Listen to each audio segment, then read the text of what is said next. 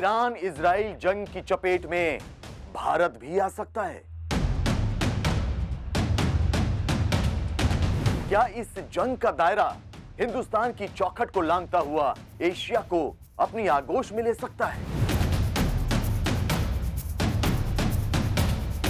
सवाल इसलिए क्योंकि ईरान का एक जंगी जहाज हिंद महासागर में डुबो दिया जाता है, उस हिंद महासागर में जहां भारत का दबदबा है।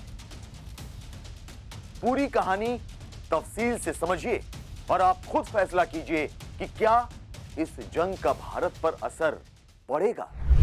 4 मार्च को हिंद महासागर में ईरान के IRIS डेना नाम के एक जंगी जहाज को डुबो दिया गया। MK-48 नाम के एक टॉर्पीडो से अमेरिकी पनडुब्बी ने ईरानी युद्धपोत को तबाह कर दिया। श्रीलंका की सरकार ने दावा किया कि उसने समंदर से 87 शव बरामद किए। सेकेंड वर्ल्ड वॉर के बाद यह पहली बार है जब अमेरिकी पनडुब्बी ने किसी देश के जहाज को डुबोया है। लेकिन चिंता का सबब यह है कि जिस ईरानी जहाज को अमेरिकी सबमरीन ने समंदर की गहराइयों में दफन कर दिया, वो 17 फरवरी को इंटरनेशनल फ्लीट रिव्यू 2026 में हिस्सा लेने के लिए वाइजैक यानी विशाखापत्तनम आया था। भारतीय नौसेना ने इसे भारत और ईरान की ऐतिहासिक सांस्कृतिक साझेदारी की झलक बताया था। लेकिन ईरानी सेना का दावा है कि जब यह जहाज ईरान लौट रहा था तब इसे डुबो दिया गया, जबकि इस पर जंग का कोई साजो सामान नहीं था, कोई हथियार नहीं था। पूर्व विदेश सचिव कमल सिब्बल के मुताबिक एक्सरसाइज के प्रोटोकॉल के हिसाब से जहाज कोई गोला बारूद नहीं ले जा सकते। इसके बावजूद उस पर हमला किया गया, वो भी उस वक्त जब वो श्रीलंका के गाले से लगभग 40 नॉटिकल मील दूर काम कर रहा था। यह क्षेत्र श्रीलंकाई इलाके से बाहर है, लेकिन अभी भी उसके इकोनॉमिक जोन में आता है। हालांकि ईरान ने 24 घंटे के अंदर IRIS डेना पर हुए हमले का बदला ले लिया। रिपोर्ट्स के मुताबिक ईरान ने उत्तरी फारस की खाड़ी में एक अमेरिकी टैंकर पर भीषण हमला किया। इस्लामिक रेवोल्यूशनरी गार्ड कॉर्प्स ने अमेरिकी टैंकर को निशाना बनाया। हमला इतना जोरदार था कि टैंकर पर आग लग गई।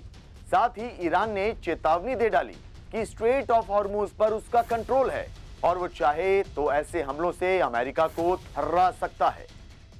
लेकिन सवाल यह है कि ईरान के जिस जंगी जहाज को हिंद महासागर में डुबोया गया, उससे क्या भारत की समुद्री सुरक्षा प्रभावित होगी?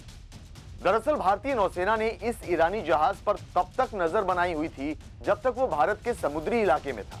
इसके बाद श्रीलंका के समुद्री इलाके में पहुंच गया और वहीं उसे डुबो दिया गया। मतलब साफ है, हिंद महासागर में घटी इस घटना से भारत की समुद्री सुरक्षा पर कोई असर नहीं होगा। हालांकि इस वाकये से हिंद महासागर में विदेशी ताकतों की दखल अंदाजी और आक्रामकता बढ़ने की आशंका जरूर है। चीन भी पिछले कुछ समय से रिसर्च के नाम पर हिंद महासागर में घुसपैठ करता रहा है, जिस पर भारत ने कड़ी प्रतिक्रिया भी दी है। आपकी क्या राय है? क्या इस मामले पर भी भारत को ऐसी ही प्रतिक्रिया देनी चाहिए? क्या अमेरिका को समझाना चाहिए कि वो अपने जंगी जुनून को हिंद महासागर से दूर रखे? कमेंट बॉक्स में जाकर अपनी राय जरूर दीजिएगा। वीडियो अच्छा लगे तो इसे लाइक कीजिएगा और भारत बज़ लाइव को सब्सक्राइब करना मत भूलिएगा। भारत बज़ लाइव, हर खबर में भारत।